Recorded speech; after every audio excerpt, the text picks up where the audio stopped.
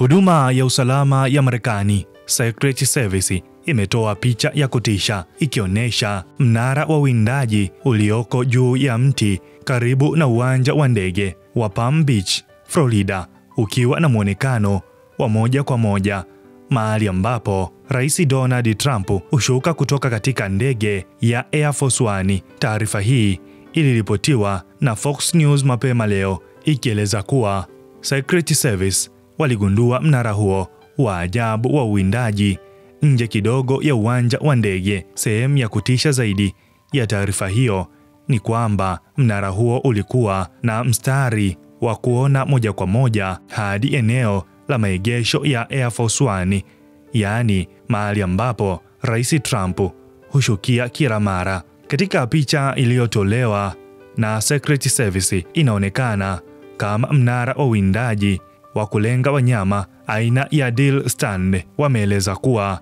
hakuna mtu aliyekamatwa wala hakuna vitu vya kutilia shaka vilivyopatikana kwenye mnara huo. Hata hivyo, mkurugenzi wa FBI Kash Patel amesema shirika lake sasa linachukua jukumu la uchunguzi, likituma wataalamu wake kukusanya ushahidi wote, kutumia teknolojia ya kuchambua simu za mkononi na kushirikiana na idara ya sheria DOJ.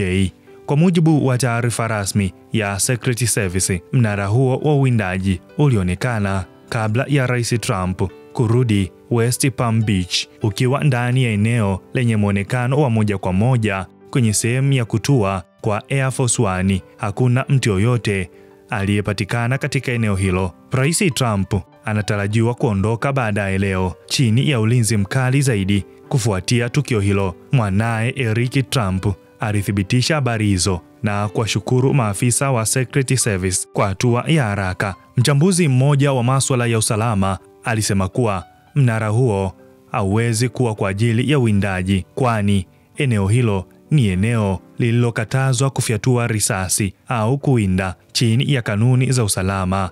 Aliongeza, hakuna sababu yoyote duniani ya kuwa na mnara wa uwindaji katika sehemu hiyo ya kibiashara ya West Palm Beach. Kufuatia tukio hilo, Rais Trump alichukua tahadhari zaidi Jumapili, akitumia ngazi ndogo kuingia haraka ndani ya ndege ya Air Force One. Secret Service hawataki kuchukua hatari yoyote baada ya matukio ya awali ya mashambulizi dhidi ya maisha ya Trump. Watu wengi mtandaoni wameonyesha hofu na wasiwasi kwa usalama wa rais huyo.